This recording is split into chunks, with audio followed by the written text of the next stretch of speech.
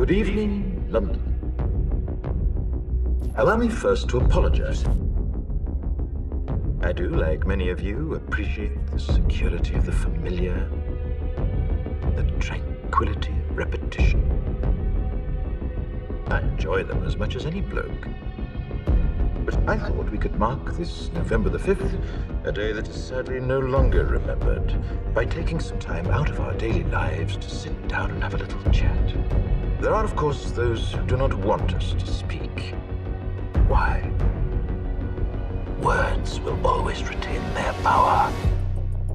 Words offer the means to meaning, and for those who will listen, the enunciation of truth. And the truth is, there is something terribly wrong with this country, isn't there? Cruelty and injustice, intolerance and oppression. And where once you had the freedom to object, to think and speak as you saw fit, you now have censors and systems of surveillance. How did this happen? Who's to blame? Well, certainly there are those who are more responsible than others. They will be held accountable. But again, truth be told, if you're looking for the guilty, you need only look into a mirror. I know why you did it. I know you were afraid. War, terror, disease. Who wouldn't be? More than 400 years ago, a great citizen wished to embed the 5th of November forever in our memory. To remind the world that fairness, justice, and freedom are more than words. They are perspectives. If the crimes of this government remain unknown to you, then I would suggest that you allow the 5th of November to pass unmarked. But if you see what I see, if you feel as I feel, then I ask you to stand beside me 1 year from tonight, and together we shall give them a 5th of November that shall never, ever be forgotten. I did get my V for Vendetta watching in on the 5th of November, though. I saw that. That was pretty dope. I'm not gonna lie. It's like the same thing with the Batman. Like, I should watch it on Halloween every year. Like, just because, the date is so significant in the movie, but missed out. Next time. Next year. They're doing a 20-year re-release they announced next year. Yeah, I saw that too. So it's good timing. I mean, long-term marketing. Well, that's what he does in the movie too. He says, "Hey, we're gonna wait a year, but it's gonna happen." So that's fair. He does kind of drop a trailer of his own, and then he's like, "Let me get back to you." No, it's a banger though. I gotta fix my background. Yeah, I just got home, so the cats are probably gonna be freaking all over the place. Jimmy's already all fired up. Get away. I can't remember which time when we were recording, but there was one time I looked down and he was just like peeing right next to me on some of my clothes. I'm like, dude, like I'm standing right here. He's sending a message. Oh, he's gotta mark his territory. He's the alpha for sure. When you logged Bugonia, did you get the CAPTCHA that popped up? I did. I thought that was really cool, actually. Like, when I log stuff, I do it straight out of the theater. So I didn't even like click on her face or anything, like the Google verification thing. I just like double clicked on post or whatever and went through. So security's not that tight, evidently. But did you identify an alien when you logged it? I hit a couple boxes, that's for sure. And I do agree that it's not really doing a lot of verification. It's more just for fun. But I like when Letterboxd does those like Easter eggs. Do you have a favorite? Ooh, there was one, I can't remember what it was that I really liked, but I mean, the obvious one that I love is the Gremlins one. Whenever you're on it late night, he pops up, but I 100% love that stuff. And shout out Letterboxd is actually down today for the majority of the morning. And I was trying to make a Yorgos list. So sounds like a gunpowder plot to me. Yeah. Servers might have been hit. 5th of November was rough yesterday. Glad it's back up, but I love it when they kind of do, specific stuff with movies like that. So I honestly like do that for every single movie on there and I'll be hyped. But do you have a favorite one? I really like that the eye on Dune, all the Dune movies, is blue instead of green when you watch it. Like just the little ones like that, where like Portrait of a Lady on Fire is instead of stars, it's flames. That's what it was. Yeah, that's my favorite. I love the flames inside of the stars. Barbie is a pink heart instead of, your regular heart. There's a lot of even ones that are like specific to the web, even. So we don't even, as just, app users, we don't get to experience. They're changing like logos and stuff. Fight Club, when you log the review, it's like, are you sure you want to do this? You're breaking the rules of Fight Club by talking about it. Um, which is why I would never personally, log a review of Fight Club. But You've logged it for sure. Don't cap. but yeah, there's so many. The Scream replaces the Darth Vader head on the spoiler with Ghostface on the Yeah. spoilers instead. Like just little tiny things that are, just so specific to the individual movies that shows, Letterboxd is owned now by fucking private equity, but there's still people that like care about movies individually as pieces of art that are like in there trying to make cool things. And I always appreciate that. Those details I really enjoy. And honestly, I love Letterboxd. I think if it's not number one, it's one of the most kind of used apps on my It's got phone, that screen 100%. time log Oh on your yeah. phone. I never look at the screen time, but if I do, like Letterboxd is top two, top three pretty easily. So I'm a big fan. I think it does bring kind of, people together. And I mean, just a whole freaking database of every movie ever, I feel like is a really good idea. So yeah, I love Letterboxd. Shout out. If you're listening, hire me, hire Korbin. I really feel like because of Letterbox, like movies by directors like Yorgos Lanthimos can become more commercial in 2025 or can be seen by more people and talked about by more people. Because like he's not a traditionally mainstream filmmaker, and yet like Poor Things comes out and makes like $100 million and is a critical and popular film as well. This movie, is weird. It's freaky. It's his typical speed. I know you didn't love it necessarily. Now, this is a spoiler-free review, so we have to kind of navigate carefully how we talk about this film. But what were your thoughts on it? In general, I did enjoy it a good deal, I think. I'm a Yorgos lover. I think, like you said, very quirky, very weird with his style, but something that comes through in this movie, Bugonia, and all his other films too, is like I think he incorporates humor really well, even in like, intense situations. Like, the premise of this movie pretty much is just Jesse Plemons, versus Emily Stone, 1v1. Like it's kind of just a battle of wits between them, which I love. I think the cast with those two and with Donnie as well is really, really awesome. And, the dialogue is great, just like the back and forth.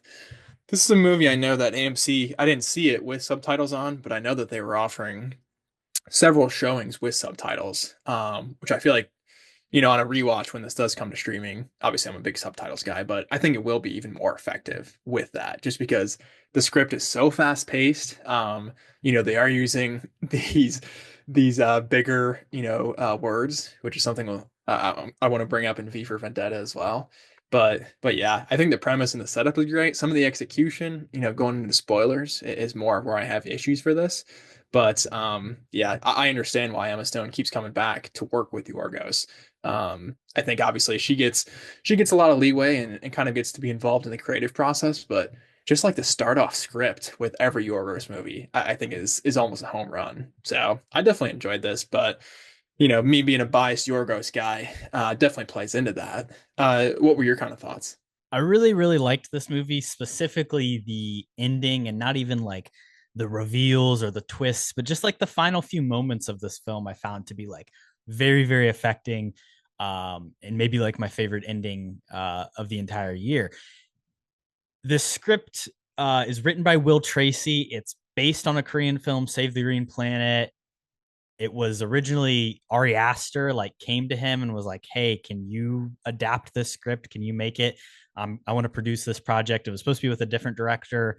That didn't work out, and then it kind of just fell into Yorgos's hands, and that's why we've had this like quick succession of Poor Things, Kinds of Kindness, this film, all in like 3 back-to-back years, is because just like he's had these scripts ready given to him. He's had these actors just sitting there, already working on one thing, and he'd be like, "Hey, you want to do the next thing?" And they just move on. He's talked about this needing to be like a break. Like he needs to take a break after this film and kind of decompress because it's just been go, go, go. But I think we've gotten like incredible art it's like you strike while the iron's hot, right? Like while you and Emma Stone have this just like synchronicity in the way that you're working together, just keep making projects, just keep pumping them out while you can, and keep making just kind of like weird, outlandish stuff that makes me laugh for sure, right? And also really makes me think about stuff. This movie in the reveals, and it's very much it's a conspiracy theory movie, right? Like it's about Jesse Plemons, who is another person who's kind of joined this playground and has gotten to kind of now work with him on two movies, also getting to have fun and doing, you know, some of the best stuff of his career, I think, here. Um, but like it's about this idea of conspiracy theories and what's real and what's not, and who's controlling the world and all this stuff. And I don't think at the end of the day, whether like there's aliens or not in this film, it's not a movie that's about one thing or has a singular message. And it's to me more a movie with a bunch of ideas that should make you think about things, and that's what I prefer. Like it's making you consider power struggles, which is something a lot of Yorgos movies do. It's making you consider like how does a person become so poisoned and diluted and get to a point where they're believing that there's aliens controlling the entire society. There's the emotional manipulation between Teddy and Donnie's characters and the way that they interplay together. There's the corporate kind of world that's seeping from Emma Stone's character. And speaking of the script and the dialogue, like the word she uses, where she's specifically like, let's have a dialogue about this, or let's circle back, or like that language is so pointed. There's just so much interesting stuff, I think, about this film. Yeah, I completely agree. Like the CEO, girl boss, language and diction of Emma Stone is really effective off the bat. And then, throwing her into a completely different environment of, trying to reason with a conspiracy theorist like It's Jesse two nut Plemons. jobs. Like, I mean, if Yeah. like that's the thing. It's like, yes, they are, maybe they're right, but also they are kind of fucking crazy, right?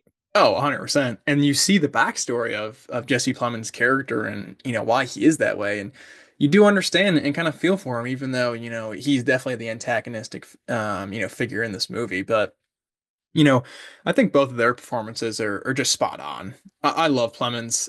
Emma Stone is obviously one of the best working actresses today by far. And I think Plemons could get a nom for this. It is just so centered on both of these characters. And, it is so character specific, like you said at the beginning, maybe a bit more focused on Emma Stone and then just unravels through there. But I feel like by the end, we do know the most about Plemons, and he is the most interesting character, I think, in this movie. And also too, like it's definitely a mind fuck, I think. Like the more you think or the more I think about this movie, I am a little bit more confused, or it's like, you think about the details early on that they sprinkle in. And I think just like the more that I think about it, the more that I do enjoy it. And I love movies like that where the kind of deeper you dive, you see themes differently that were presented early in the movie after kind of the conclusion, which is really fun.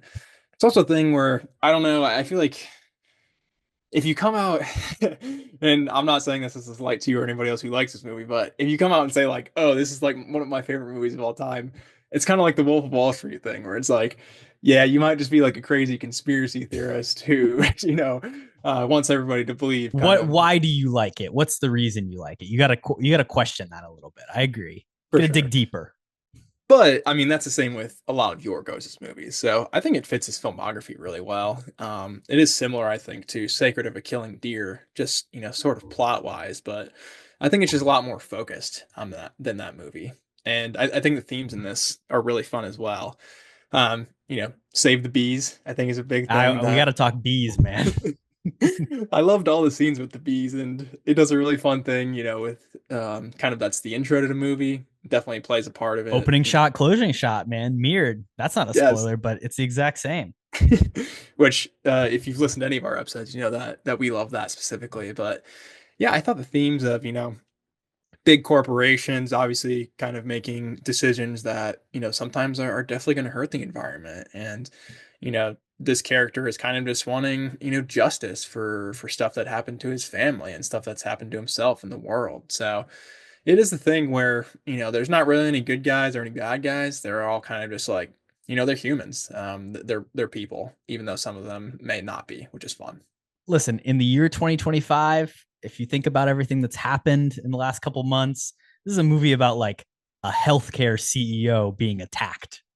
which is very interesting coming from Yorgos, and obviously was in production long before anything happened. But like, uh, to your point of, why do you like this movie? Maybe you can be a little too crazy or a little too into it, and there's some graphic violence and stuff, but also just like there is a general uh dissatisfaction people have with healthcare industry, especially in America, with the way that people are exploited. These companies profit on people like being tested on and or just trying to be saved. And like you said, Teddy's family, we see all these flashbacks with him and his mom, which are almost the most surrealist parts of the movie. There's some really interesting imagery and stuff that's like, what do you interpret from that? Is it like real or more just like symbolic of what she was going through at the time?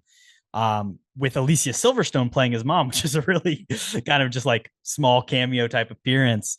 But I found that to be like really powerful and like does have a lot to say about our current moment that we're living in. And then, going back to the bees, like that's a hell of a metaphor too, just like with the queen bee and the workers. And you can think for a certain time that like you have everything you need and you're handled, but what if the queen abandons you and she leaves? And what if the ruling class, as we move further and further to like techno feudalism as a society, like when they decide that they don't need us anymore and they step away and it's just going to be their computers, like we all just fucking die, right? So there's a lot of stuff here. Yeah, the themes are great, I think, and I agree. Like Alicia Silverstone, that is random casting, but I do think her small scenes are very effective. Just like the imagery used in those is really fun filmmaking, and even the spot where, I mean, it is, I think it's more symbolic of, it looked like some acupuncture, like really long needles and stuff. I think that's obviously just, Jesse Plemons in his head of kind of the pain that caused her. But, and I think she was in a random scene as well in Sacred of a Killing Deer, double shout out to that movie. So I think maybe Yorgos and Alicia go right back or something. But yeah, and the bees too. I think the title, like Bugonia, that has something to do with bees, doesn't it? Do you know, I looked it up and I was kind of confused on its relation, but from what I gathered, it does have something to do with bees. So I think that's cool too, just like centering the title around that specific theme. Yeah, so it is just like a old Greek word that they partially were like, it just kind of sounds cool, but it's It it's does. from the Wikipedia, it's a folk practice in ancient Mediterranean region based on the belief that bees were spontaneously generated from a cow's carcass. So it's, it is kind of bee related, but it's also like this creepy, cycle of life. I want to say this movie looks beautiful, like those shots of nature, the flowers.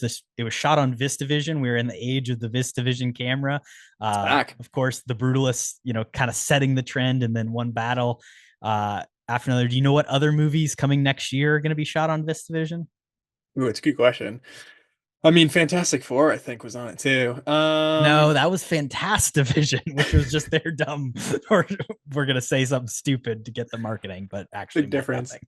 I don't even know what comes out next year, dude. Shrek 6 or Shrek 5, which one? Well, of No, I course, have no Emerald idea. Fennell's Wuthering Heights will be Ooh, featuring, which I'm I'm sure excited for you've seen that. that trailer a couple times. I'm Oh not yeah, excited for it. I like Um, Emerald. Remain, which is the new M. Night Shyamalan film that's going to be coming out next year. I'm Great. excited. Come on. Uh, Trapped, come Tom on. Trapped so Tom bad. Cruise and Alejandro Inarritu Oh yeah. Gonzalez's new film is going to be shot on VistaVision. And then, of course, the thing I think we're both the most excited for, Greta Gerwig's Narnia, The Magician's Ooh. Nephew. Does that come out next year? Yeah, Wow. yeah. I think next December or maybe Okay. Thanksgiving. So It might it's get pushed. we got a Yeah. while, but yeah. I'm not drafting in fantasy league. It's not coming out, but You gotta love a Netflix movie though being shot on VistaVision, right? yeah. I mean, that is cool. I feel like, Allegedly getting an IMAX release, it'd be yeah. cool if there was some 70 millimeter prints made too, but I doubt we'll see that. I mean, Narnia, I don't know. I don't know how I'd prefer to see it. I feel like, 70 mil, like just that feel from that would be really cool. Because I feel like Narnia is a throwback in my eyes, at least. Just in its storytelling, and its style. So we'll see. But we trust Greta. But I do like that, it is coming back. Because I think this movie is really beautiful. And the other ones that you mentioned recently that have come out, I think visually, stand out as well. So it doesn't really matter, I don't think. Any way you shoot it these days, it's gonna look good. But, with your voice behind the camera in this style, it's gonna look, damn good. I think it is interesting because this is a movie that is so much about interiors and like kind of being trapped. So it's like this big, large format being used to shoot these kind of confined places where people are trapped. In the marketing of the Brutal, so we did this because we want to capture the giant buildings and okay, sure. But I did see this. I saw this movie twice, once at a AMC theater, and then the second time they were doing a 35 millimeter screening, so I got to see a film print of it, and it did look very, very beautiful. Like you said, whatever they shoot it on, does it the average audience person know or realize? I mean, this movie wasn't, I feel like they didn't too heavily marketed as like one you need to see in that way, or you need to see it on a film print. It's cool film technology. Giovanni Ribisi is out here fixing these cameras. He got a special thanks in the credits of One Battle After Another. Did you catch that? Because he like I did was the not. one who built the camera that they or rebuilt the camera that they shot that movie on. Oh wow. Shout out shout out Geo, but I didn't know that. It's pretty cool. Um Another shout out I wanted to give super quick. Aiden Delvis as Mm. a Donnie. I think he really brings out like the comedic aspects of this movie.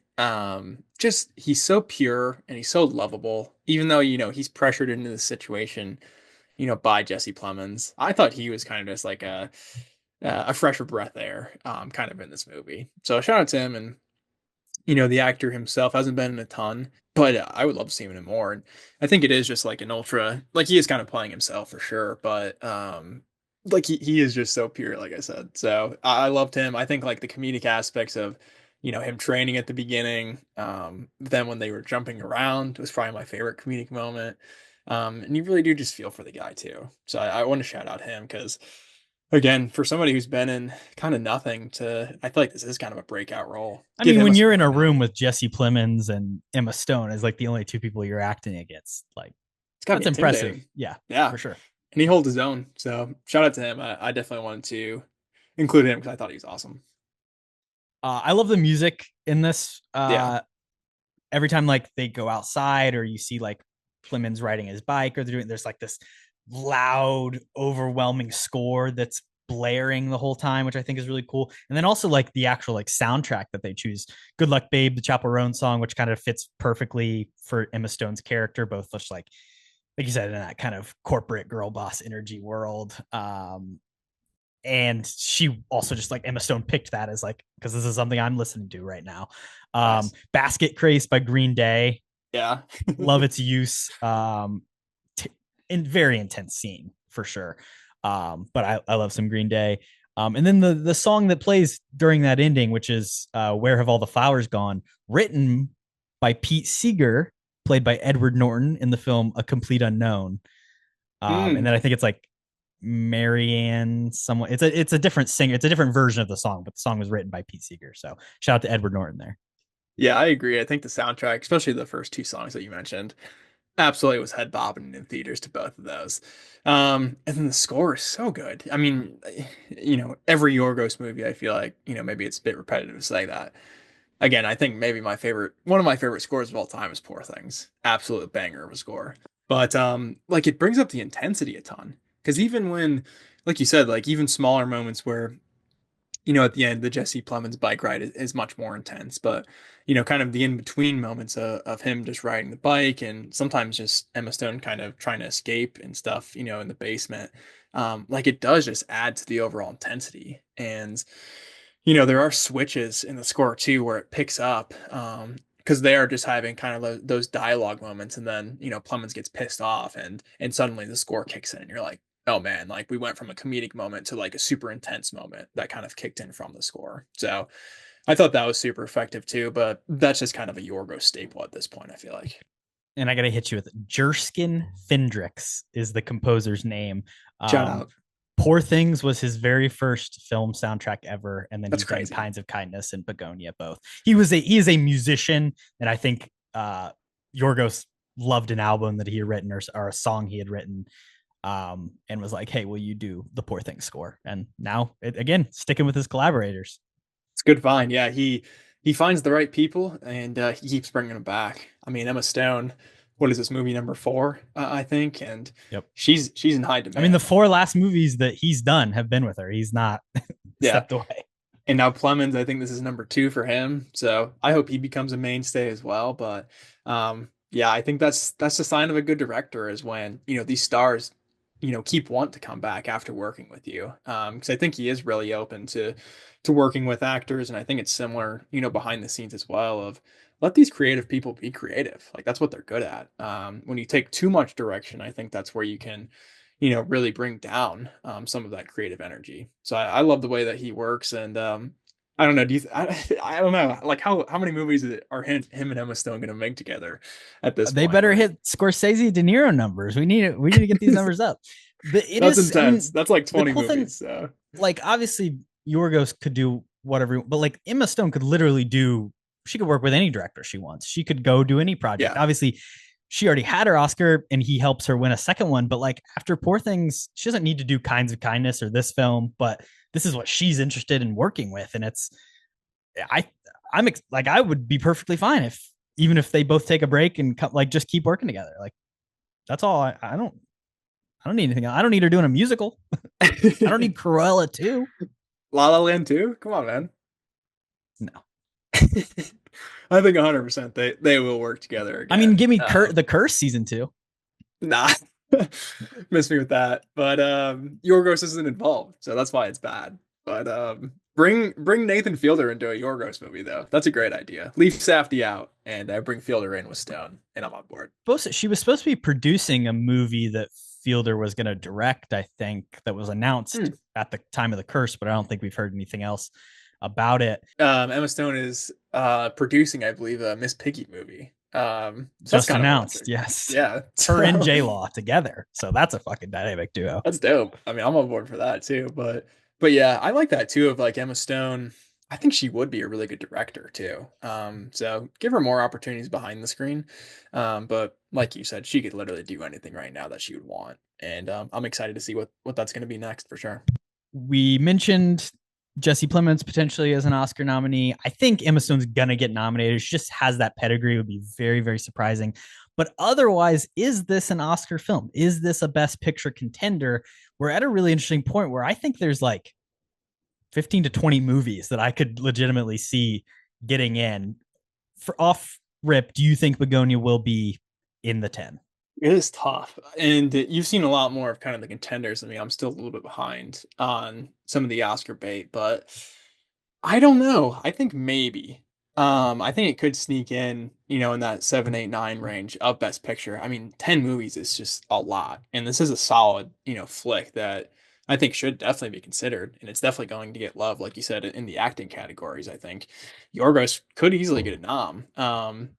And Best Picture is easy to sneak into. So I think at this moment I'd say yes without seeing a lot of the other stuff. But I would hope Yorgos would get a nom. But it'll be tough for sure. I think Emma's a lock. And Best Actor is so good too. So I don't know. I would think Jesse's in, but there's so many good noms out there for that category. But I'd say throw it in where I'm at right now. All right, so now I'm just going to list off movies and I want you to tell me yes or no. It doesn't matter if you go over 10, I'll tell you how many we get to at the end of this. So I'll start with, I think, the 3 locks just to give you ease. So Sinners. Yep. One Battle After Another. Yep. And then Hamnet, which I know you haven't seen, but at this point, yeah, one TIFF audience. I saw the trailer for it too, dude. Freaking for our Oscar thing, I deliberately did not watch the trailer for that because I was like, it's supposed to be really good. Like I hate watching trailers for movies. And before this movie, the last trailer, right when I walk in with my icy is freaking Hamnet, and yeah, it just kind of like spoils some of the plot in the movie. So I was pissed off, but yeah, excited to see it for sure. It's a fucking tragedy, man. Dude, Paul Mescal looks awesome. He's gonna get nom too for sure. He delivers the Shakespearean dialogue, which is important because he's playing Shakespeare very well, I will say. But I got some issues with that film that I will save for a later date when more people have seen it. I was not a fan, I'll say that, but it's definitely getting a nomination. All right, then we have the 2 blockbuster sequels. I don't know how you feel about them. Avatar: Way of Water. God, no. Please, no. It's gone? Okay. Wicked for Good. Oh. That's a tough one. I think that's a yes. I think so. I think it's happening. Yeah. because it's the bookend of the movie too, and it's just a cultural phenomenon. So similar to Sinners, I think that's got to be a Best Picture nom just for that alone. All right. And then Marty Supreme, Chalamet, Yeah, I'm gonna say yeah at this point. Christmas release. I do like the trailer for that a lot. And Chalamet is getting a ton of buzz, so I'd say yes currently. All right. Another Christmas release, The Testament of Anne Lee. Yeah, this is one that you liked. I would say no currently. I don't know. I mean, you described obviously the plot wise, and seems like definitely an interesting flick, but I'd say no currently. Yeah, it'll really have to combine a ciphered score, sound, costume. Like it's going to be a lot of below the line stuff. I don't know if I mean evidently Amanda Seyfried's really good in this. Another trailer I saw was The Housemaid with Amanda Seyfried and what's her face, Sydney Sydney Sweeney. Sweeney. Yeah, Yeah. looked absolutely terrible. So I'm not here for the Seyfried Renaissance yet, but evidently she's really good in this. Bradley Cooper, is this thing on? I'm gonna say no to that too. I'm only gonna pick like 6 movies here, but evidently that's a really good script as well. But the trailer didn't impress me. Yeah, I don't know. Okay, and then we got the Netflix pack. I'll start with House of Right. Dynamite, Catherine Bigelow. Which I've seen a ton of negative stuff about. I did pick it for Best Picture for our Oscar picks, so it's making me worried. I will watch it here probably in the next couple weeks, but I mean, from the reception it's getting, I would think not. Does have a 75 on Metacritic, so not amazing. I don't like it, but it also has a certain air and energy to it where it's like maybe some idiots in Hollywood would be like, yeah, this movie. Jay Kelly, George Clooney, Sandler, Noah Baumbach movie. I hope it does. I would say no, just based off of the trailer and what I know about it. But I love Baumbach. Has he ever been nominated for Best Picture? I don't think he has. And he's made some really good movies. Marriage So Story.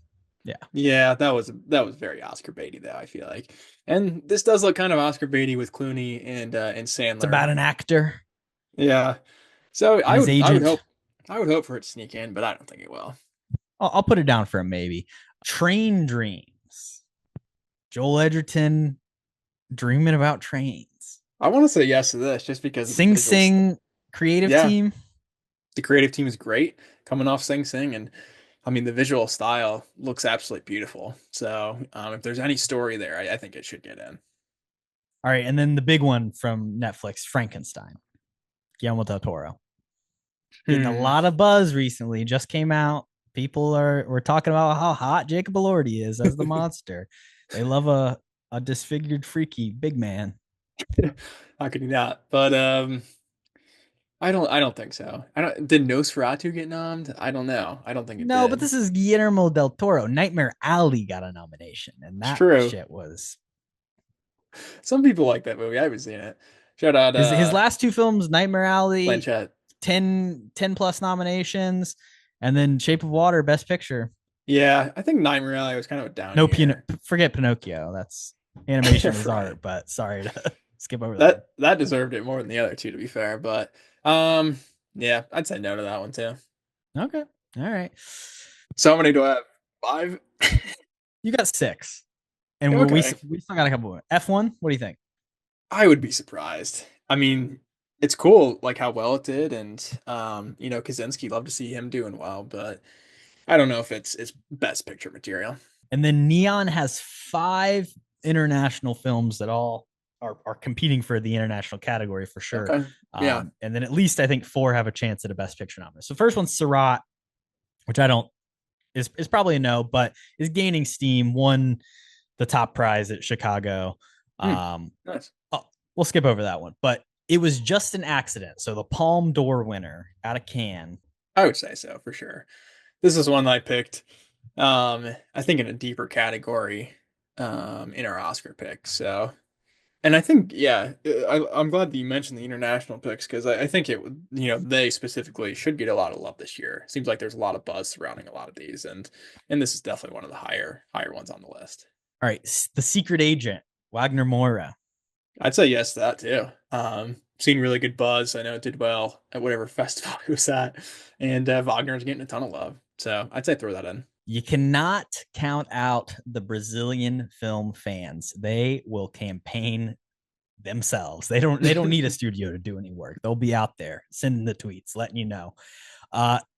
Two big ones here: sentimental value. I'd say yeah to that one as well. Once you get to the end, I think that is another one that's on the edge, but I would throw it on there. And then No Other Choice, the Park Chan-wook film, also a Christmas release here. Well, yeah, and this one has, more of the political side of things, I think, obviously, of he was the one who, is kind of working during the strike or whatever. So that could play into it. I hope not, but I don't know. I would maybe say no on that one. This is a prediction. You're saying today on November 6th, when we were recording this: Sinners, One Battle After Another, Hamnet, Train Dreams, Wicked for Good, Marty Supreme, It Was Just an Accident, Sentimental Value, The Secret Agent. That's 9. And then Jay Kelly's, you're going to be your 10th one because you said maybe. And I've seen a total of 2 of those movies. So probably going to be way off, but I'm excited to see those. I think those are maybe like my most anticipated out of the Oscar bait as well. So hopefully they're all really good. Not a bad list. I think Frankenstein is your only like real miss here. I'm hating on Guillermo. Yeah. I haven't seen maybe Hellboy will come up in our mini draft, but yeah, I don't know. I mean, Elordi, he's up and coming, but I don't know if he's like, a leading man for Oscar bait in my eyes yet. I guess he's not even the lead, is he? But he's just Frankenstein. He's probably going to get nominated for supporting actor. There's a chance, so yeah. We'll see. Oscar Isaac is possibly the weaker part of that movie. Jay Kelly or Bugonia, Kody? Which one would you take? I take Jay Kelly. I mean, just for me, for sure. I mean, didn't go into it a ton, but the ending of Bugonia doesn't really work for me, if I'm being completely honest. I do like it, kind of setting it up for a rewatch. I think that is kind of fun with its execution, but all things considered, this is pretty low on the Yorgos tier list for me, so I would leave it out. But Jay Kelly will probably be worse. I think Jay Kelly probably has a better chance of being nominated. It's a tough thing with Netflix having 2 or 3 movies they're campaigning, Neon having a bunch they're campaigning. I think maybe the reception of House of Dynamite will bring down their campaigning on that a little bit. True, but still, I think the Train Dreams, Jay Kelly, Frankenstein, the trifecta there. Frankenstein is probably going to get most of the steam. Bugonia is Focus, Universal. They don't really have like another movie, and they're like it's going to be their main thing that they're caring about. So that's why like a Testament of Anne Lee might have a better chance because it's Searchlight. And yeah, what else do you have? Give Plemons an Oscar though. He deserves it. What a freak. Him and Yorgos are a great pair just because they're both crazy people, I feel like. So I would love to see him get a win in that category for sure. All right, let's talk about our main film today. And of course, our connection here is that the lead actresses of both of these movies shaved their heads. Hello and welcome back to Kody and Korbin Have a Podcast. I'm your host, Korbin Zvokel, and my co-host, Kody Webb, joins me. Kody, can you do the V speech if I send it to you?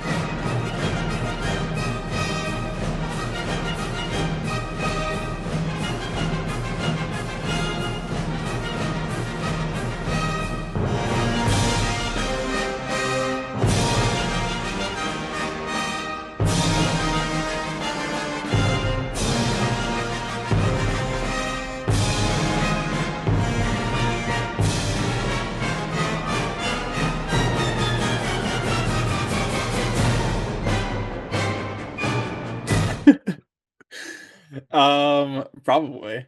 It depends how many words start with V, but we'll see if we can sneak it in. I think it's like 48 V words. Massive. I want to test your reading skills. If you mess up, you give up, okay? Okay. Voila. In view, a humble vaudevillain. I already messed up. All right. Reset. What is even a word? Vaudevillain? Okay. Vaudevillian. Vaudevillian. See, I didn't know challenge. Here we go. Voila. In view, a humble vaudevillain veteran, cast vicariously as both victim and villain by the vestiges of fate. This visage, no mere veneer of vanity, is a vestige of the vox populi, now vacant, vanished. However, this valorous visitation of a gone by vexation stands vivified, and has vowed to vanquish these venal and virulent vermin, vanguarding vice and vouchsafing the violently vicious and voracious violation of volition. we'll end it there. But The only verdict is vengeance, a vendetta held as a votive, not in vain, for the value and veracity of such shall one day vindicate the vigilant and the virtuous. Verify. Is it verily? Verily, verily, the vicious of verbiage veers most verbose.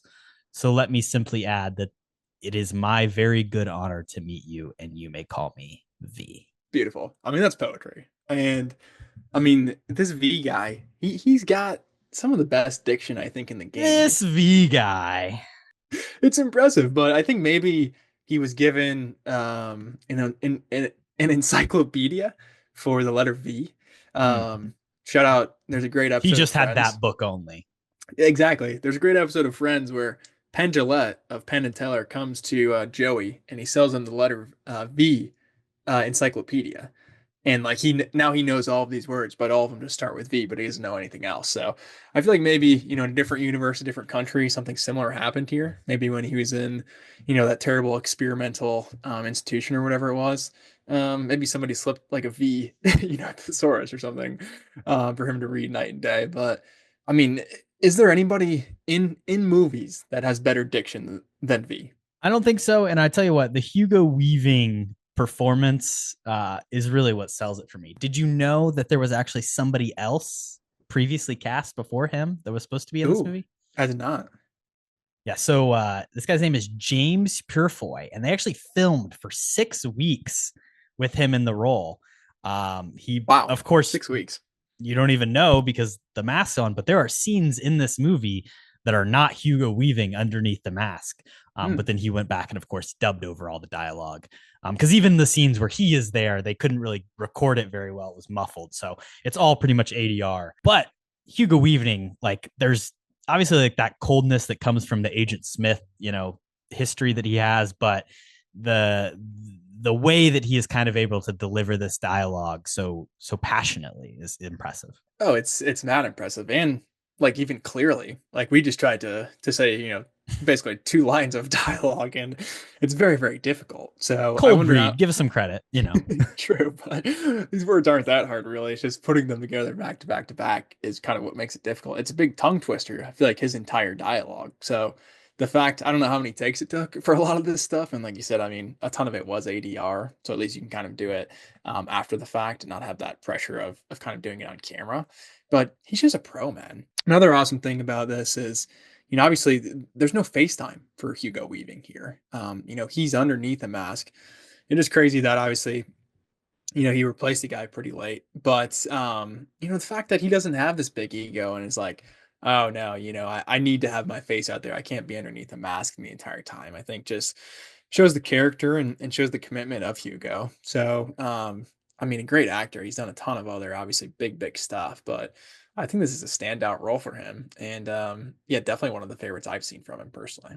Obviously, a ton of it's his performance, but also it's really cool the way they kind of shoot and light the character, the way they change the lighting to affect the way the mask looks and the emotion that it's, because the mask is static. In the original graphic novel, they kind of adjust the facial expressions of the mask to kind of like display different things, but here it is very set in the real world where he's just wearing a Guy Fawkes mask, and yet they're able to kind of convey all this emotionality both in the physical performance but also just in the way he's shot, the way he's lit, which I think is really awesome. I think visually his look is really cool too. I mean, obviously just the sleek style, the hat, the mask, the throwing knives. I think it all just really works together. And then, you know, I don't know why they had another guy like Hugo Weaving's voice behind this mask. I think is also what makes it iconic. Like just that deep kind of bellowing, he does draw you in just with his voice. And the mask has obviously become iconic too. So, and he chucks knives. So, I mean, there's really nothing, I think, dislikable about this guy. And like the themes, of course, too, surrounding him that he's fighting for. Maybe I don't love the name of V specifically, but V for Vendetta, V for Vengeance. I think that's obviously what he stands for most. Really comes through and it is a strong point for me. Um, but all the themes in general, I mean, even the opening of this movie was a bit jarring of, obviously just this propaganda in this movie, it just sounds super similar to kind of what we hear a lot today of, obviously it's in this dystopian kind of era, but like the main points they're bringing out is like, oh, no Muslims, no homosexuals, no immigrants. It's like, whoa, pretty relevant, in 2025. So I think it is a good one to touch on today. Another thing that they do a lot too is, oh, unity through God, and I'm a Christian man, so these are the values I live by, and kind of using religion to get people on the same page of you, even though you don't represent anything with kind of the values of that religion. So I thought all of those themes were super strong and still super relevant. And then having this V character obviously being, the complete opposite, and kind of his point of view of, wait till November 5th, but like his point is vengeance. It's not specifically against, the idea specifically, it's more against the people the more you dive into it. But I just thought the themes were on point, even for a movie that came out in '06, which is cool to see. Released in '06, written in the late 70s and early 80s, or based on a graphic novel written in the late 70s, early 80s. Um, do you know very much about like the history of this, or the even the production of the film? Not a ton, honestly. So this is an Alan Moore comic, and he actually didn't like Nice.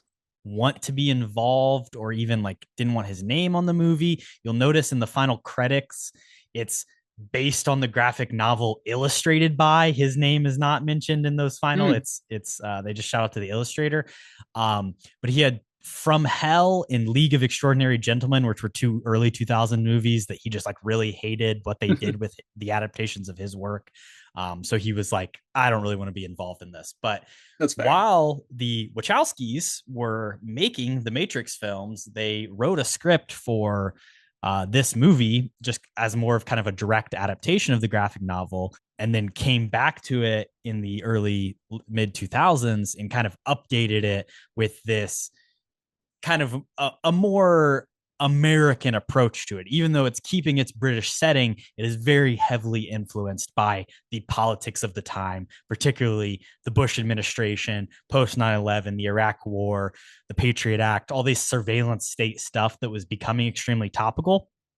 Alan Moore ended up watching this movie and is really critical because he's like, I wrote this as a response to Thatcherism, and V as a character is supposed to represent anarchism and being, he's about our anarchy, like a stateless society, destroy government entirely, like we don't need it. And he was like, the Wachowskis turned it into this like neoliberalism versus neoconservatism, like they're government's still important, like people can come together and still have society, and capitalism is good. And he was basically, they should have just said it in the US and not even said it in Britain, because what's the point? I obviously connect to the US kind of political representation that's found here. And like you said, I think it still holds up today. Like this is a movie that very much resonates in a ton of different ways. It is interesting to think that like V as a character in this adaptation is almost like sanitized or pulled back, and it is supposed to be more violent, more more of an anarchist. No, you said it right. And yeah, that is actually really interesting of because I think that 100% makes me like it more of kind of its themes being more surrounded kind of around America and kind of everything that obviously we've gone through as a country. But yeah, that is weird. I mean, they brought on Natalie Portman, who's obviously not British, but everybody else is like very, very British. So that is, and obviously their government is very different kind of in the monarchy that it's set up. So I think if it was a more maybe kind of adaptation of the graphic novel, excuse me, like that still would be an interesting thing to revisit, 20 years later. But the fact that, specifically America is still dealing with these very specific themes, I think is really cool that they decided more to kind of point it in that direction. And obviously the Wachowskis are kind of the driving force in that. But another theme that I think is really fun and it applies to, both countries is just like, ideas in general are bulletproof. Like even if you have, it doesn't matter what form of government you do have, if you try to, like you said, censor everything and the thing they do here is, one TV station to rule them all, like, which is crazy, but it's such a fun idea. But even through that, like, you're always going to have that anarchy. Always going to have these other ideas that are pushing up against that. And even if you do everything, in your power as the government to stop those, like, those ideas are bulletproof. So I think that's something that, is resounding in both this movie and the graphic novel. Heck, maybe it's a Shining situation where, I'd like to see a more kind of accurate adaptation of the graphic novel, all this time later. I think that'd be fun. Don't bring Portman back, I don't think, but most of the cast, you could probably do it. 8 episode miniseries, maybe. I'm done. And I mean, Alan Moore, I mean, what I know him from more obviously is like the Watchmen stuff. And I think that's much better in a TV format. So if he wants to come back and kind of be a leading force, kind of for more of an accurate adaptation, I think he could definitely get funding to do that. I do like Portman in this movie. I know you have problems with her accent, but like I think it's movie star shit. Shave your head, I be do love awesome. that. I mean, that's mad commitment to actually shave your head. Shout out Emma Stone and shout out Natalie Portman. I wouldn't do that for a movie. Are you kidding me? Shave my head, especially being a famous actress. Beautiful hair that they've worked on for several decades. So I love the commitment, but yeah, I think it is just weird casting. Like I said, every other actor and actress. Well, I guess I don't know if there is another actress, but every other actor in this movie is a Imogen Brit. Poots, dude. True. But it's just like, and again, it's more of the Wachowski thing, I guess, where, they weren't making it British specific, but I feel like it would just make more sense. There's so many great British actresses, I feel like, that you could have thrown into this. Name one. Obviously, maybe none of them wanted to shave their heads. Rachel Weisz, isn't she British? I don't know, actually. But I had somebody else written down. No, I didn't. I couldn't think of any, but there are great British actresses. I'm not Rachel an Weisz expert. is British, Cody. So Okay, put good her job. in this, dude. She'd be absolutely perfect. So, yeah, I just thought it was like weird and out of place, and like her accent, I didn't think was great. Like, I think it's pretty obvious. She's the American out of this cast, which again, it's not a bad thing. I think her moment in the rain specifically too is super powerful, and I like that a lot. It is definitely a movie star moment, I think, right there for her. And it's iconic. So this is definitely one of the roles she's remembered for sure, because of that commitment and kind of shaving the head. But I would have preferred to see somebody else for sure. We'll come back to the scene of them in the rain, but I just wanted to shout out on my list of all the movies we've covered on this show, ranked. This movie sits in between Mad Max Fury Road, Oh another wow. great shaved head performance, True. and right above Annihilation, another great Ooh. Natalie Portman film. Yeah, see, she's in her element in Annihilation. Yeah, that's a good spot for it. I think I had it a little bit lower personally, but I do like that pairing of Charlize and Portman with shaved heads. Just like iconic women in film right there, back to back. And then speaking of the rain scene, I love that it's kind of this baptism of her as a new person. Speaking, going back to the Wachowskis as writers, obviously at the time of this, they were not out as trans women, but you can take all these allegories of like the power of going from long hair to short hair, or changing your hair, drastically changing your style, becoming a new person. Evie's character, definitely from the beginning of the film to the end, kind of experiences a transition, becomes a new person, is reborn as a new figure. In the Matrix, there's huge themes of rebirth and becoming, who you're meant to be, right? And then there's also a mirroring between Evie and V, beyond obviously their names, but like the opening shots of the film with Evie in the mirror, then V in the mirror as we go back and forth between them getting ready. And then, his birth, his baptism is one of fire, while hers is one in water, which I think is cool parallels as well. Yeah. And I think their relationship is obviously what propels the movie forward. But I mean, like you said too, with the Wachowskis, I think that is really powerful writing. Obviously, just because they can put their own personal spin on that and really relate to it, and that's when I think their writing is their best, kind of when they are in that realm specifically. And then yeah, too with actually one little thing with her shaving her head, like plot wise, I don't know. It's kind of not necessary, but I think it does add for sure to like the symbolism, like you said, of kind of a rebirth and a new person. Just because she reconnects with her feelings about kind of what happened to her parents and what is going on in the world in general, and how much the government has affected her life, even though like she's not focusing on that in her normal life. She's kind of put that in the past and moved on. So I did really like the symbolism and the themes there, but like I mean he just shaves her head kind of Well, for no there, reason. It's kind of a dick V move. V as a hero does a lot of bad things too. And is he much better than the government with what he does to Natalie Portman? He traps her. He says, I had no choice. I had to save you. But hey, you have to stay in my house now for the next year. He takes away all of her agency as a character. And then, obviously it gets much worse when you have him shaving her head, and it's this like elaborate scheme and ruse, which in the runtime of the movie, I think lasts like 10 or 15 minutes. Do you remember the first time you watch it? Like, was that a reveal for you? Did you kind of realize that was going on when he captures her and fakes her being interrogated by the fingerman? Shout out the Fingerman. This was actually my first full watch too. So Oh, I was not aware of that twist. I mean, obviously I knew she shaved her head, and I wasn't aware of his origin either. I thought that was super interesting. But yeah, I mean, it definitely got me with that reveal of like eventually, when the person coming in and interrogating her like wouldn't show their face, once you got to that and point, I was like, yeah, I obviously think it's him. like the very first time he says something to her, you can tell it's Hugo Weaving, and then the other times it's like he's doing a different voice. But if you're listening for it, I think you can hear it. Yeah. And the first time I did not hear that honestly. So I think they do a good job for sure. I mean, you even have, the one of my favorite shots of it is like when, he's giving her food and the rat comes out of the hole and smells the food and then runs back in. Not even the rat would touch this garbage he's trying to feed her. I just think that's a funny moment. But going back to his origin as well, I really enjoyed that aspect of it because I thought more he was just an anarchy figure of, anti-government and stuff like that, but it is 100% just a story of vengeance.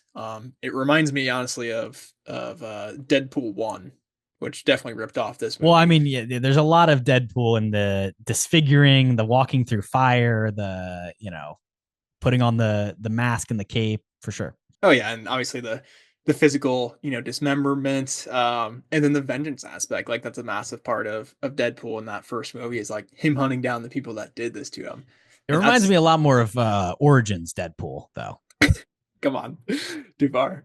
So I do really love the vengeance aspect of, V is looking for these people specifically because of the really, really messed up thing that they did of, obviously experimenting with, viruses and stuff and literally killed everybody else there other than V. And tons of people outside of the facility after it burned down. I think it was like 100,000 other people that they killed too. So like it's a very righteous cause to have vengeance for. So I loved his motivation there. Um, and I liked kind of his intro too of, he's this terrorist, but he's using fireworks to kind of blow up these monuments and obviously what they stand for. But just the way he kind of goes about his terrorism, I thought was very interesting from a character perspective of making it kind of like this big show.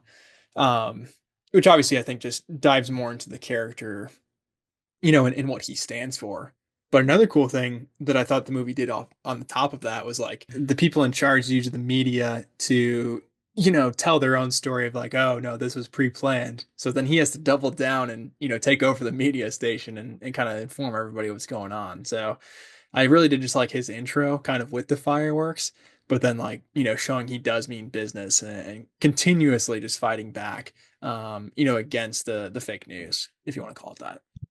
The fake news media. You call him a terrorist, and he is definitely a terrorist. But like, also very early in the film, they're talking about how, like the Boston Tea Party, and that's something that I like always think about. Like the fucking Boston Tea Party, that was a bunch of terrorists like dumping tea in a heart. Like like Yeah. terrorism sometimes like. Depending on who's writing the history, can be written in a lot of sort of ways, and it's like very clear in this movie, like he's this is a bad government that he is rebelling against and trying to fight against. And I do love the way it tracks the media every time he does something, every time he kills someone. What's the story that they have to come up with to kind of like counteract this or give a different reason for what happened?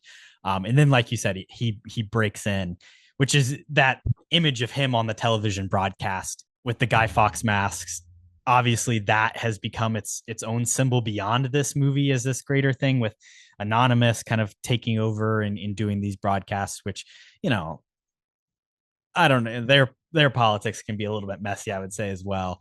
Yeah. But it just speaks to kind of the impact that this movie's had and the cultural legacy. I want to talk more about the TV and stuff, and in just the general structure of this world. So you've got the Fingermen, which they're the hands of the society. So you have it's all modeled after a human body. So the chancellor is the head, the television station is the mouth, the video and audio surveillance are the eyes and ears, and then the police force is the nose, and the secret police are the hand, the Fingermen, which is all just like a fun, kind of building out of this place. And the chancellor is played by John Hurt. What do you think about his performance? I thought he was awesome. And I mean, his role is just super specific of like, close up shot of him just on a big screen, just being a dick, just being an obvious dictator and, bossing everybody around. But I thought his performance was super stellar. Just a super menacing figure. He is definitely plotting and trying to keep up with V in his plan, which does eventually backfire, which is fun to see as well. But I thought he was awesome. Honestly, kind of all of the, villainous characters, I think really did buy into their roles and chewed a lot of scenery when they had a chance. Even the main media guy, basically like, the news anchor talk show guy who's on 24/7. I thought he was a ton of fun. Like he was really, really kind of chewing up his dialogue. Even his death scene where he's taking a shower, and I love the idea too of, TVs while you're taking a shower. Like how do we not have that yet?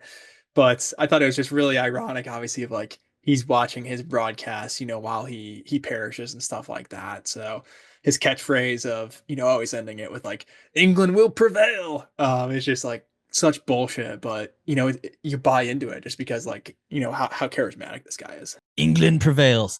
Yeah. One also, that guy, like, he's Commander Prothero, right? Like that's what his former role, and it's so interesting. It's like a former military guy is becoming the TV host. Like that's how state sponsored the media is.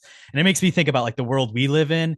Our fucking, Secretary of Defense now, or Secretary of War, I guess is what we're supposed to call him, is a former TV host. That's how fucking backwards our country is. Our president is a former TV host. Yeah, I mean, in this, awful futuristic society, they're like, oh, the military leaders will become the TV hosts. No, our TV hosts are our military leaders. somehow somehow we made it opposite and even worse.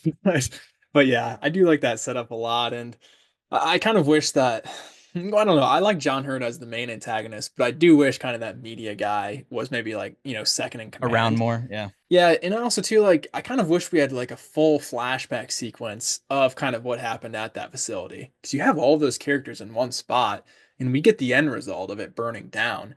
But I kind of wanted to see like more of the interactions personally with kind of V and just these despicable people, while they have him under control like that. Another thing too, like, why is his name V? I want an origin on that. So, well, they do explain it. It's because he's in cell number 5, which they mark with the Roman numeral. Oh, okay. Well, that's stupid. But do the other cells have Roman numerals? I didn't see them. Yeah, I mean they show it. It's at the Lark Hill facility. I do remember that. Yeah, when they're doing the like, he's got kinetic powers or whatever. Which I question a little bit his superpowers, but it's all bullshit, I guess, in comic books, right? Yeah, and also like obviously the V symbol, turn it upside down, put a line through it. It's the anarchy symbol as well, obviously. Yeah. 100%. I think that's why they picked it, if I'm being honest. But that's an Alan Moore choice, I imagine.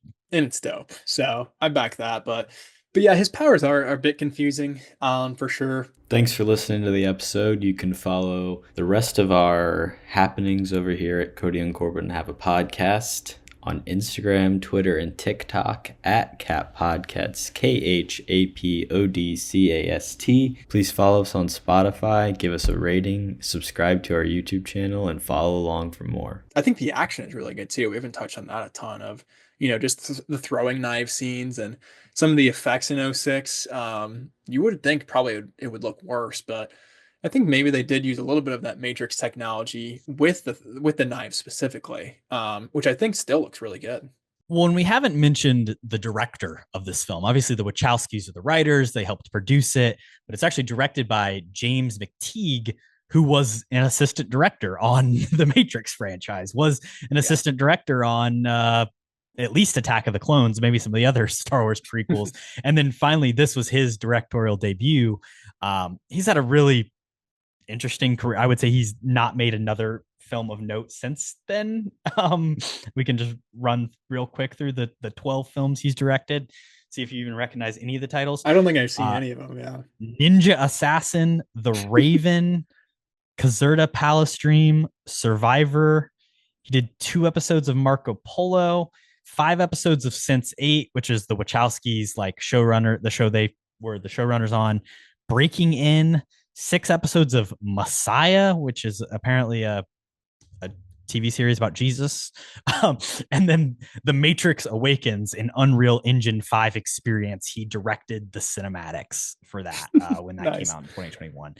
But yeah, it's just kind of a weird career. It's cool that he got the step up, but maybe, you know, everything everything surrounding him was really top notch, and like a creative team that had, you know, worked on the best action film released in the last like 7 or 8 years, and they just continue the work here. I do think it's really funny when they don't do bullet time, they do knife time at the end of the film. It just looks a little weird. I actually really like that, I'm not gonna lie. And it does seem like he's more of like a visual, you know, action director. Kind of all the other stuff, it does look like it's more kind of action oriented stuff. So honestly, like in this movie, there's not a ton of action. There's a couple, you know, big explosions, you know, which is always fun to see on screen, and then, you know, a couple for sure, you know, mow them down moments, you know, with the knives and everything. But it's kind of just like really at the beginning, you know, the raid on the media facility, and then obviously at the ending, kind of the climax. So I think maybe a lot of like he's not a good writer, I don't think. So I think that pairing with the Wachowskis here, and obviously, you know, the same pairing in those Matrix movies, is kind of really where he shines. But I do think like visual style wise and, you know, costume with V, like everything is pretty on point here from a directorial standpoint. Yeah, and I think the production design is really cool, specifically like the shadow, what's it called, the shadow lounge, the shadow lair, His home base. Yeah, I forget what he calls lair, it. It is shadow dope. gallery, the shadow gallery, with like the jukebox and all the band art and the band literature. It's definitely the thing that they like spent the most time designing out. I think they wanted it to feel kind of like a crypt, but also like an art gallery, and it captures that really well.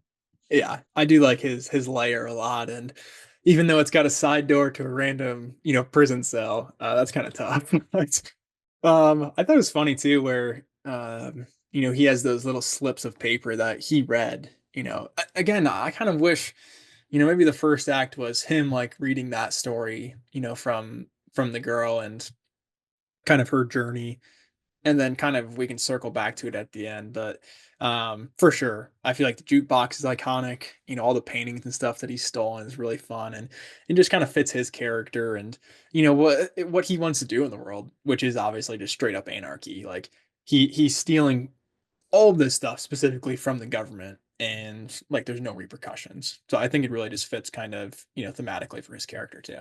And there's another interesting mirroring between him and the Stephen Fry character, who is the other, you know, the one that Natalie Portman works with, who we find out is a gay man. Obviously, he kind of takes her in when she escapes from V, and then like when she wakes up in his home, he has the exact same response. He says, "Bonjour, mademoiselle," which is the same thing V says to her when she first wakes up there. And he makes her the exact same breakfast. And he has his own kind of secret lair with all this weird art and, you know, God Save the Queen and all these pictures of men. And he's kind of just this other side of the coin to V. Did you have another interpretation of what was going on there? I don't know. It's an interesting comparison point. Yeah, it is very interesting. And I think maybe it's just showing like there are a lot of people out there who do have similar views, you know, to V, even though, you know, they're not, I guess, outwardly acting you know, in crazy throwing knife action sequences. Like we were talking about before, like ideas, everybody probably has similar ideas, even if they're not outwardly saying it. Like a lot of people in this universe are obviously just trying to survive this crazy government. That doesn't necessarily mean, they agree with that. So I did like that a lot of, he had his own secret room, he had, a copy of the Quran in there, even though he wasn't Muslim, just like just trying to kind of keep history, moving on once this regime eventually falls. So I think it's a cool thing of like people are waiting in the wings, but sometimes they don't have the means to kind of take action like V does with, his crazy superpowers. But yeah, I thought it was weird. Like he cooked the same breakfast and the same dialogue. I don't know if they are trying to hint, at more of a connection there, but I thought that was interesting for sure. Yeah, I saw like some online theory that was like they were secret lovers formerly, him Right. and V, and I don't know. I think it is more of just like supposed to mirror the experience she has waking up and kind of be a weird coincidence. I like what you said. It's like everyone's fighting their battle kind of in a different sort of way. Probably my favorite scenes in the movie are tracking the different families and how it like cuts to them watching TV. As we said, like this 24-hour media network, like people are constantly Yeah. consuming television, and we get to see the people in real time, these very British looking families, just sitting there and watching the events unfold from the beginning all the way till the next 5th of November. And there's particularly the one little girl who is just like this, her own little sad short film in this movie where, you follow her watching and then you see her going out and doing spray painting. Natalie Portman comes up to her and then like she's wearing the mask and gets shot by one of the fingermen. And then the town, like, stands up for obviously like one of their own getting taken out. But I just love those little intimate moments of people watching in their homes. Yeah, I agree too. I think that was a really good choice to include, just the regular people and kind of, what they're going through in the society. And 100% that little girl I wanted to mention too, of like that is a super powerful moment, I think, emotionally, when that happens. And you 100% can understand and, see why the town would, take action at that point. Kind of the breaking points in their eyes there. So I really like that, kind of bring it down to the common folk, and especially at the end too, where such a dope shot when they're all marching, through the square or whatever, all in their, V costumes. But even more powerful when they take off the mask and you see, it is all the families. It is just the normal people, and kind of showing like, even though you aren't this mythical figure with superpowers, like you can still make a difference if you come together. So I really like the messaging, just using the common folk. And Natalie Portman has that line, he asks like, who is she? And he's like, she was my dad, my mother, my brother, you, it's Yeah. everyone. She says the name of the guy who's in the Count of Monte Cristo. Like, it doesn't, we really never get like a full closure of like, where did V come from or how did he, his backstory. Yes, we learn some of it, but it's not about like who the actual person is or Yeah. what their real name is. That line of dialogue was fun too, because when she said that, I was like, wait, did she just say V was her dad? Like that blew my mind for a second. And then she Like, named wait off a everyone second. else. It's like, did I miss something there? But yeah, I do like that a lot of, again, the ideology, it's in everyone. Like V, he is society at this point, just from, the terribleness of this government and the censorship and everything that we talked about through the media. But even if he does end up dying, like his ideas never will, which I think is really powerful. Something that I like about this movie is that it's almost like a heist movie. Like really V has everything planned out. And it's almost like in Ocean's 11 where it's like you got to wait until the end to figure out exactly what's going to happen. It is interestingly constructed where it is, a 2 hour and 10-minute movie and it's packing a lot of story and like two different backstories and you've got to have like a fake out scene with Port. So like it's doing a lot, but just the general like following of what is the plot that V has from November 5th till the next November 5th and all the people he's going to kill and all the different stuff, I think is just really fun to track and watch because he's in complete control pretty much the entire time. Like this it doesn't feel very long. I think this movie, has good pacing. Plot wise, maybe the only thing at the beginning is like, how did him and Natalie Portman kind of get connected? Like that was pretty random. I think maybe Yeah, I he mean, did. I think it is random, like Yeah, just supposed like to be random. he didn't plan that, but I think pretty much every other part of the movie, like he did plan. Also too, yeah, I don't think we even said the November quote, have we yet? You gotta say that. Remember. the 5th of November. I mean, that is dope. He sets it up like a year in advance too. So really kind of just gives the government a ton of time to just make fools of themselves, trying to figure out what's going on. But dope speeches constantly from V, and yeah, like his plot I think is spot on. Even starting off with the firework blow up, I think is a really cool place to start, kind of just introducing his announcement to the country and to the world. And then from there, breaking down the media, kind of just breaking down like all of the points of the government that really is oppressing the people, and allowing them to kind of step up and finish the job. So I do think, plot wise for him, it is very cool to see kind of, how he sets it up, and especially the execution. A couple other movies that feel similar, kind of in the time period, or felt like references that I noticed. There's a lot of like 28 Days Later. I feel like that kind of British isolationism, post-apocalyptic like rage stuff going on, and then of course like Children of Men is another movie like at this time that I really like is commenting on exactly what's going on around him. When he breaks the mask and smashes against the mirror, I was getting big Kylo Ren vibes from that. Shout out. I think Adam Driver is probably a fan of this movie. I would think so. Ryan Johnson for sure. Adam's got good taste. Ryan, not as much. But yeah, I didn't make that connection. But for sure, Children of Men, there were several scenes that 100% remind me of that movie too. I think, similar themes of oppression and stuff like that, but just two good movies. Yeah, a lot of focus on like immigrants as the problems. Yeah. And then, last big thing is, should Hugo Weaving have played Bane? I mean, obviously, like, Bane probably should be like played by a Latino person, but if we're letting Tom Hardy do it, could it have been Hugo Weaving? Is he playing the body of Bane or just the voice? Man, get that dude jacked up. He's like 60 or whatever. I know he plays fucking, Red Skull or whatever, but yeah. He's great as Red Skull. Man, I wish he'd have come back in Endgame. That'd been absolutely sick. But I mean, voice wise, I'm on board for Bane. But I think physically, for me, like Tom Hardy is too small to play Bane. Like I want somebody who's juiced up on these roids, and like somebody like. Well, then we get into, do we want like a CGI Hulk situation, or do you want it to be a man? No, I just want like Dave Bautista. Okay, like hulking Dave Bautista, that body type, I guess. But if Hugo can get in the gym for a year and pull that off, I mean, I'm down. But I just feel like that'd be pretty tough. I see the vision. It's too late now, I think, but there was a time. What's a Bane quote? I can never fucking think of one, dude. God damn it! You were born in the dark. Or no. I was born in the darkness, molded by it. What's the thing he says right before he blows up the football field? This is my city now. So I don't know. There's also a lot of like, her like shaving her head and having to like climb up. It's like that Dark Knight Rises rebirth scene, She does remind me of Joey King for sure. So there are more Dark Knight Rises connections than you would think. But... Oh, you think darkness is your ally, but you merely adopted the dark. I was born in it, molded by it. That's pretty good, but you got to make it British now for Hugo Weaving. Well, I guess.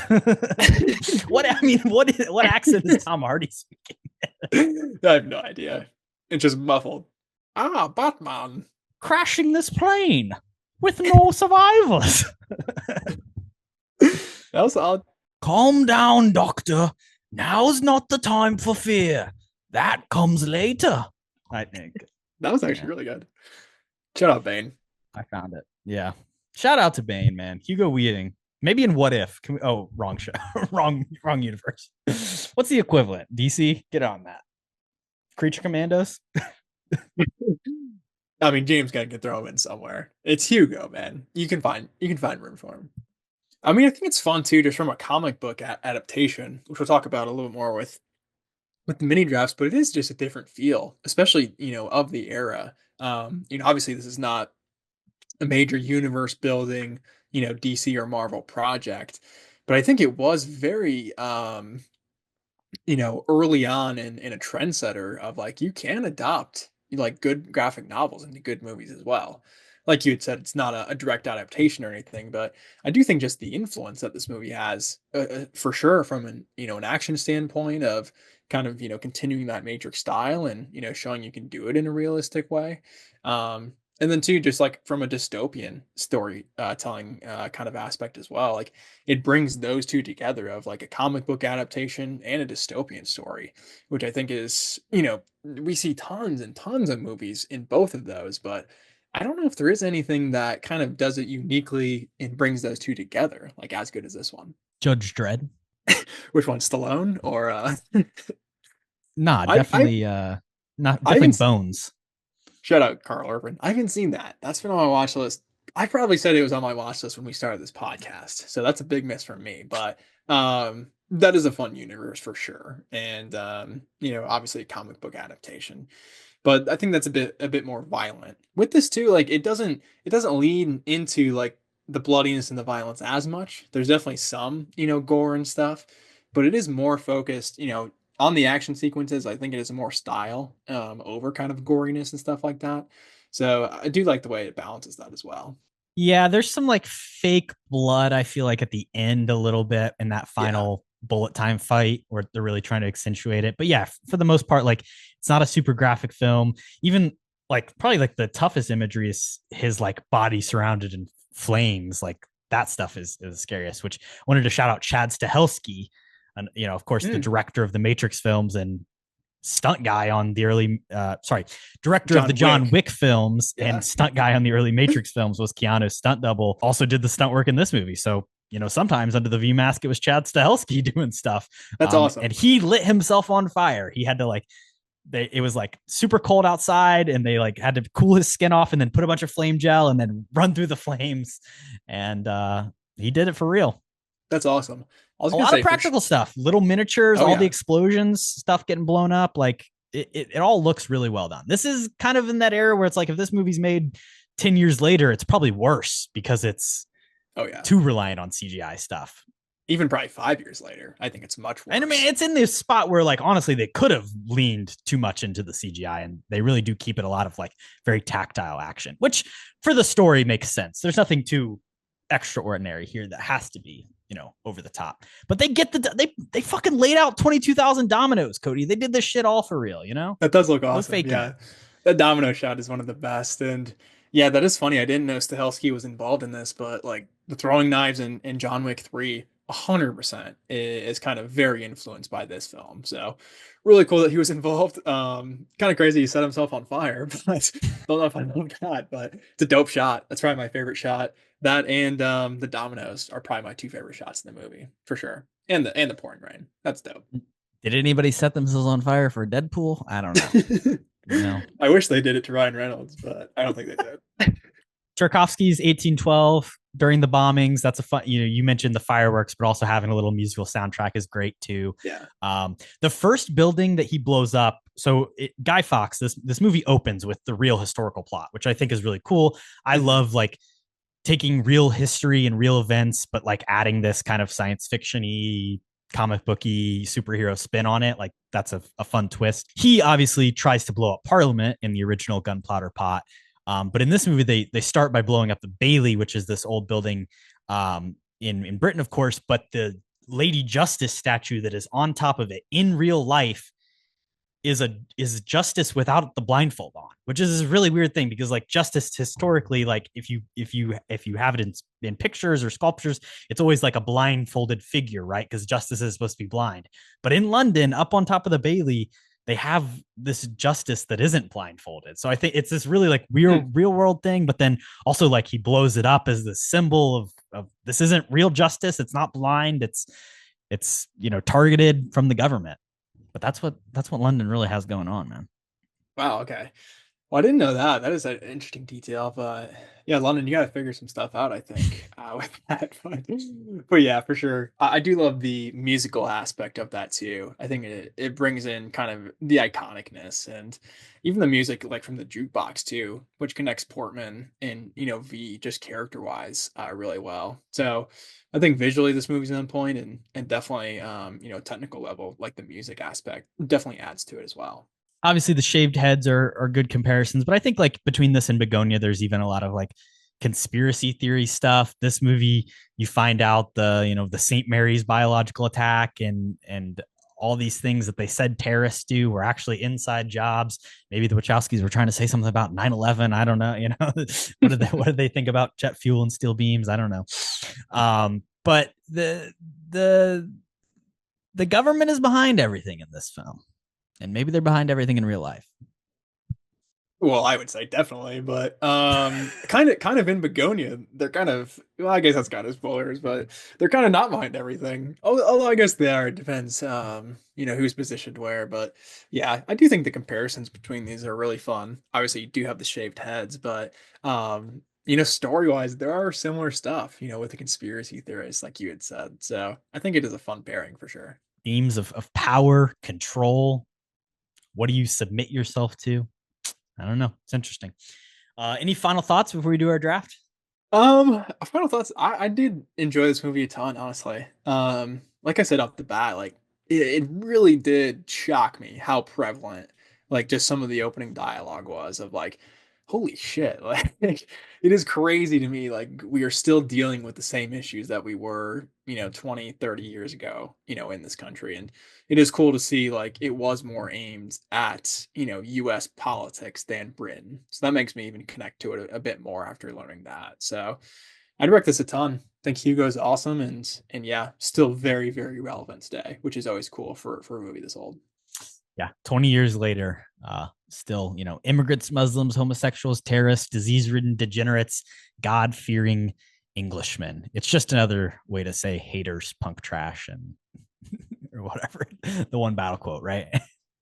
True. Gotta point the finger at somebody, and people certainly do. So, all right, Kody, we're going to be drafting non-Marvel DC, kind of more independent comics. So basically your non-traditional comic book movie adaptations. I'll just let you have the first pick because I had it last week, so we can alternate. oh wow, what a nice guy. Okay. Well, with this, I don't know. I think I'm going to take more random picks here. And with my first one, I think I am going to take a personal favorite and take Kingsman, The Secret Service, which I believe is an adaptation of a graphic novel. I just really love this movie. It does have similar, just really fun stylistic action. That's definitely more of its focus than obviously, V for Vendetta. Taron Egerton. This was like early prime Taron Egerton where nobody knew who he was. Absolute baller. You got Mike O'Kane in there. You got a ton of other great British actors. So just one of my favorites. Yeah, talking about it makes me want to rewatch it. So definitely wanted to tap this on my list. Needs Hugo Weaving. It'd be better probably. True. If it had that, it would be next level for sure. I like these movies. Like I do think the action is very good, especially in the first one. As Matthew Vaughn continues to make films, I like them less. And as more Kingsmen and more Argyles enter our stratosphere, I worry. Yeah, I blame Argyle on Apple. So just stop making movies, Apple. They just bought the film, friend. They just spent $200 million on it, which I don't, I question that. But you do remember, of course, that the real Argyle was a Kingsman. Or was invited to the Kingsman. I don't know. That's how that movie. Who was the real Argyle? I don't even remember. Well, I think they discover it's Henry Cavill, right? Isn't that he like shows up? Yeah. Oh well, I actually don't remember. I remember he was like the dream version, in the writing or whatever with Dua Lipa. Yeah, but then like a weird like nerdy version of him shows up at the end or something. I honestly don't remember. I just remember the ice skating scene, and I was checked out after that. The oil skating scene, you mean? Sure, Bryce Dallas Howard. Yeah, she's really bad in that. So not a fan of that movie. I'm gonna select Scott Pilgrim versus the World. Yeah, good pick. I think just like the direction of this film is so phenomenal. The relationship stuff with Knives and Scott, questionable for sure, but it's about a shitty dude. It's another one of those movies where like if you watch this movie and you think Scott is really the hero, then you're kind of watching it for the wrong reasons. The action is incredible. All the like graphics and music, really great. Chris Evans, Oh yeah. back when he could act. I mean, he's a complete dick in this movie. So I guess he's good Right. at that. He's playing a parody of himself, basically, in a really fun way. But he's good. Yeah, this was definitely gonna be my second pick. Love this movie. I think Edgar Wright's best work so far. Excited to see The Running Man. I don't Running think Man. it'll be as good as Scott Pilgrim. Shout out Brie Larson. Just, I mean, absolute banger of a song. I mean, every song hits on this soundtrack, but that's all I got. banger. Black Sheep, still in my playlist. I think for my second pick, I'm gonna go a little off kilter again. I'm gonna pick Kick-Ass, which both Kick-Ass and Kingsman I have read some of the materials based off of, so kind of just basing off that for my list. This but... guy reads comic books. Long time ago. Only if they have pictures. True. Graphic novels, big fan. But I think this is another just good adaptation. Kick-Ass 2, not as good with Jim Carrey. I wasn't a big fan of that one, but the first one does just have like its cool moments of, this character, kind of realizing and gaining these powers, and then also putting them into motion, and it's a cool just coming of age story along with that. The cast is good. Obviously, a young Aaron Taylor Johnson, a young Chloe Grace Moretz, both great. Three names there, and then you got McLovin just randomly, kind of as the anti-hero bad guy in a sense, and of Christopher course Mintz Plasse, another three-namer. And then just normal old two-namer Nick Cage, kind of bringing it home as Big Daddy. So the cast is great. Nicholas Coppola Cage. True. I'm doubling down on Matthew Vaughn here already, which is fun. But I do like the bloodiness of this one compared to Kingsman. I think is better in Kick-Ass. So underrated superhero flick for sure. You went for another Matthew Vaughn flick. I'll add Bong Joon-ho to my roster with Snowpiercer. A movie, of course, we've covered on the podcast. So if you really want to get into why both Kody and I think it's so amazing, you can listen to that. But another great post-apocalyptic movie set in one location. Just Chris Evans again acting. I'm creating the Chris Evans team, I guess. True. But yeah, has a lot to say. More John Hurt as well. Shout out to him. Yeah. Good movie. Love that movie. Yeah. Check out our app for sure on that. And my last pick, I think I'll throw Guillermo a bone since I was picking on him earlier. I'll pick Hellboy. Okay. The first one for my last pick here, and it's a good adaptation, I think, of that character because, I don't know who asked or who wanted a Hellboy movie, but I think they did a really good job of bringing the character into the real world, giving him fun sidekicks. Shout out Doug Jones, even though he's not the voice, which I recently learned, but I think the cast is awesome.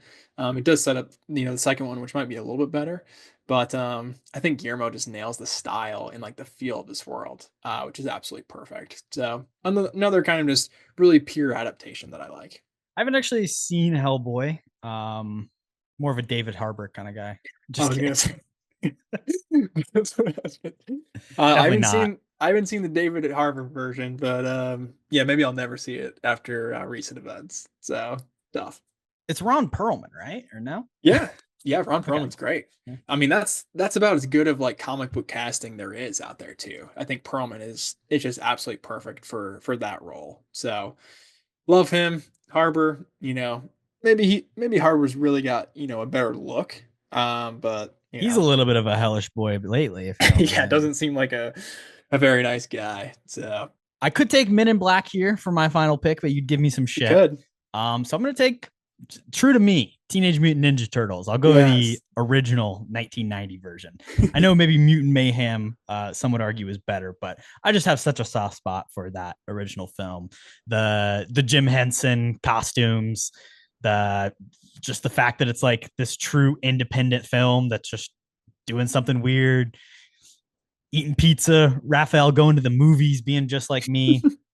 Can't really beat it. Casey Jones with a hockey mask. True. That's a radical pick, man. Cowabunga, but it's a great pick. I mean, Practical Splinter, iconic. That big ass rat. You can't go He's wrong. so wet, man. He's dripping. He's in the sewers. And he knows karate. So He's dangerous. Shout out to Corey Feldman for playing True. Leonardo, I think. So We could there's probably that. get Corey Feldman on the pod, honestly. We could get him. I don't know if I want to. All love, but well, Cody, this has been a fun one. What are we doing next week? That's a good question. I have no idea. Something with the Running Man, I think. Because I very much want to see that. So we'll brainstorm. Maybe a little Glenn Powell we'll throw in somewhere. It's a great cast, so we can go a ton of different directions. But shout out Coleman. But yeah, stay tuned. But go see Running Man, and we'll catch up next week. And see Bugonia. Oh, 100% go see Bugonia. I mean, the thing is, like you said, it's such a dope time just to be like a Yorgos fan. Like he's had, like you said, 3 straight years, kind of with movies in theaters with wide releases. So enjoy it while you can, man. I mean, this guy is 100% one of my favorite directors working today, and same with Edgar Wright. I think that's the thing that drives me to theaters most these days is kind of directors more than anything else. So when you have the chance, sometimes they don't stay in theaters that long, which can be frustrating, specifically for me, because in however many weeks they're going to play Avatar 500 times in every single theater. So get out while you can, because there's a lot of good stuff out right now for sure. Yeah, I mean, come November, it'll be a Zootopia Wicked party for months, and then Avatar will take over Christmas. So Can't wait. definitely, Can't definitely believe see it. the tours at work. I can't believe I have to sit through another freaking Avatar movie this year. But we'll be sat. We'll be there. Yeah, like Stay three tuned. 3 hours of it too, probably. So It's probably like 4 hours. Jimmy's got to go in the volcanoes now, man. fire and ash, Cody.